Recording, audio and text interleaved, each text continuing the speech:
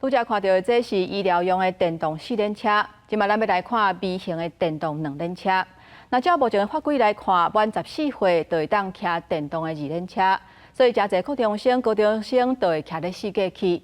不过今年到5月份为止，屏东的少年仔骑电动二轮车出车祸就有99件。道民间团体呼吁交通部都要修法，希望骑电动二轮车嘛爱考驾照。今年2月7日，屏东县有一位国高中生骑微型电动二轮车，经过东港镇成功路和新盛街口，无细机和轿车弄甲飞出去。今年1月就发生至少3宗国高中生骑微型电动二轮车的交通事故。基本上，我觉得它已经有点像摩托车了。国2对。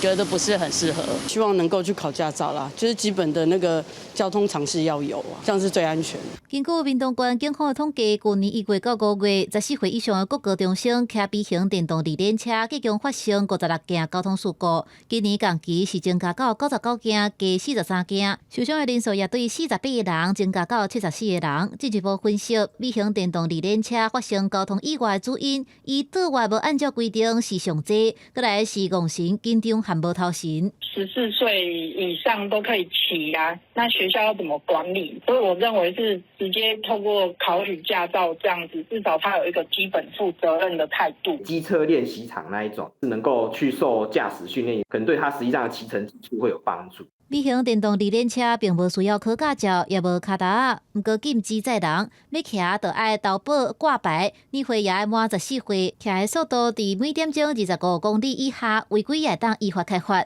本局对未满14岁骑乘微型电动2轮车之违规行为，依《道路交通管理处罚条例》第72之2条第1项规定，处以新台币600元以上1200元以下罚款。在修法强制考照的可行性之前的话呢，现在我们就是透过学校这个相关的交通安全教育来加强一个宣导跟骑乘的一个注意事项。虽然骑微型电动二轮车无需要驾照，不过骑的时阵爱戴安全帽，安怎兼顾学生通勤的方便甲道路的安全，这台靠政府提出相关的配套。公司新闻采访报道。